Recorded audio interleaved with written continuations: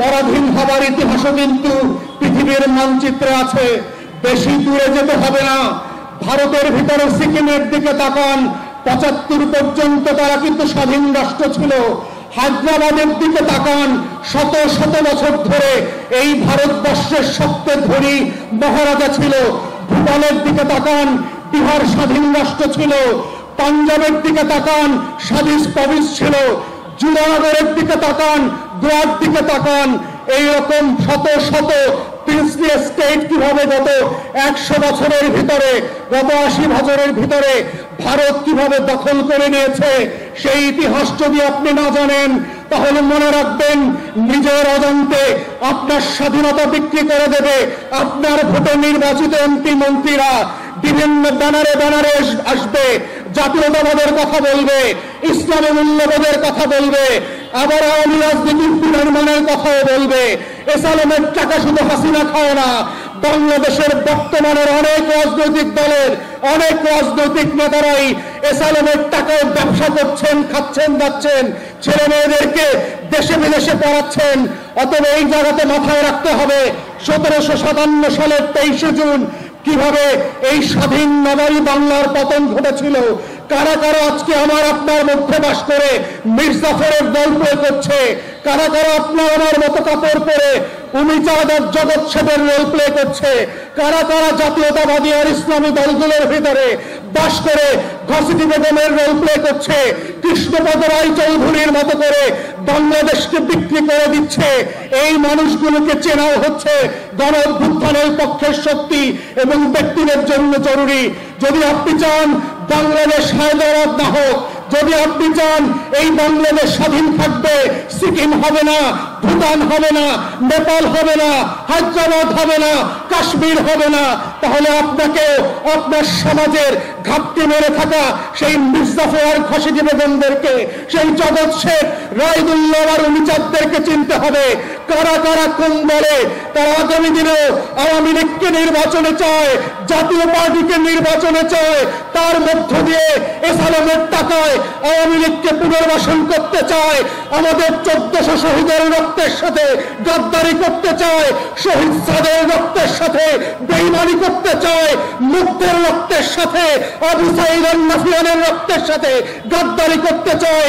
সেই গাদ্দারদেরকে আপনাকে চিনতে হবে।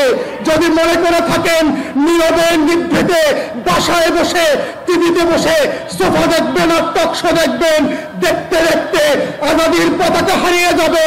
ঘুম থেকে উঠে দেখবেন ভিন্ন রঙের কাপড় পরে আপনার পুলিশ, আপনার বিডিআর অন্য দেশের মানুষের হয়ে গান গাইছে।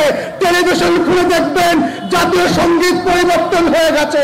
এইভাবেই দুনিয়াতে শত শত বছরের আজাদির লড়াই পরাধীনতায় পর্যবেসিত হয়েছে। তাই গণ অভ্যুত্থানের পক্ষের শক্তি যারা বাংলাদেশকে ভালোবাসেন, লাল সবুজের পক্ষের মানুষ, আপনাদেরকে মাথায় রাখতে হবে কারা আজকে বিভিন্ন ব্যানারে বিভিন্ন ভাবে আওয়ামী লীগকে ফিরিয়ে আনতে চায়, এসালামের টাকায় জাতীয় পার্টির নির্বাচন করতে চায়। ওরা বাংলাদেশের মানুষ না, ওরা দিল্লির গোলাম। ও যে পার্টি থেকে আসে, যে ব্যানারে আসে, ও গণ অভ্যুত্থানের শত্রু। ও আমার ১৪০০ শহীদের রক্তের গাদ্দার মির্জাফর আর ঘসিটি বেগম। তাদেরকে কোনোভাবে আগামী দিনের রাজনীতি নির্বাচন করতে আমরা আড়াল করব না। এটাই হচ্ছে গণ অভ্যুত্থানের প্রেরণা, আকাঙ্ক্ষার বাংলাদেশ ২, এবং এটাই হচ্ছে জুলাই সনদ বাস্তবায়নের একমাত্র শব্দ। নোট না দিলে, টাকা না দিলে কোনো সেবা পাওয়া যায় না। এই কেমন বাংলাদেশ, সেই বাংলাদেশটা বদলে দেবার যে রাজনীতি, সেই রাজনীতি কি আমরা বলছি সেবা এবং সমস্যা সমাধানের রাজনীতি। যেইটা জনগণের ভ্রান্তি সেইটা দূর করবার রাজনীতি হচ্ছে সেবা এবং সমস্যা সমাধানের রাজনীতি।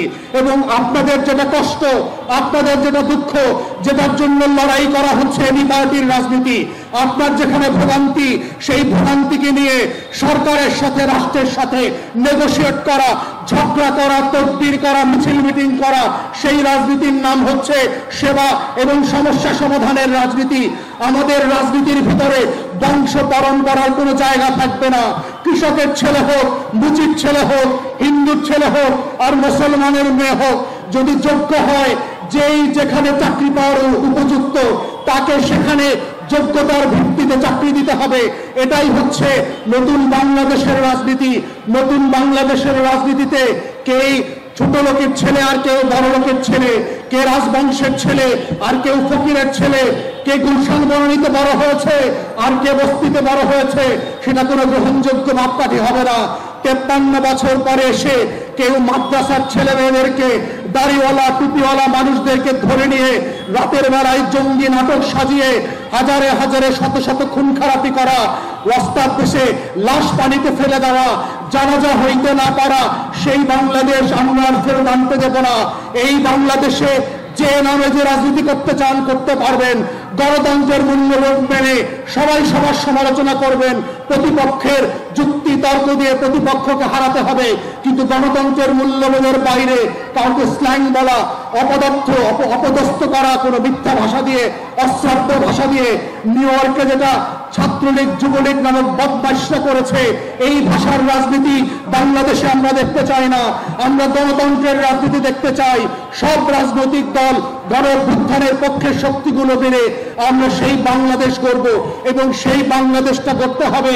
সাম্প্রতিক সময়ে ঐকমত্য কমিশনে আমরা সবাই আলোচনা করে যে জুলাই সনদ তৈরি করেছি, সেই সনদ বাস্তবায়নের মধ্য দিয়ে, যেই সনদের মধ্য দিয়ে বাস্তবায়নের মধ্য দিয়ে আগামী গণঅভ্যুত্থানের বাংলাদেশটা বিনির্মিত হবে, যেই সনদের ভিত্তিতে আগামী ফেব্রুয়ারিতে নির্বাচন হবে, সংসদ গঠিত হবে, আইন পরিবর্তন হবে, সনদকে বাস্তবায়ন দেওয়া হবে এবং যেই সনদের মধ্য দিয়ে গণঅভ্যুত্থানের যে আকাঙ্ক্ষা ছিল, যে আকাঙ্ক্ষার জন্য এবি পার্টি গত 6 বছর ধরে লড়াই করছে, ফ্যাসিবাদের বিরুদ্ধে কথা বলেছে, আন্দোলনের সংগ্রামে জনগণের পক্ষে আওয়াজ তুলেছে, গণতন্ত্রের মুক্তির লড়াইয়ের জন্য কথা বলেছে, বিএনপি, জামায়াত ইসলামী আন্দোলন থেকে, হেফাজত থেকে শুরু করে বাংলাদেশের মুসলিম জনগোষ্ঠীর পক্ষে কথা বলেছে, লড়াই করেছে।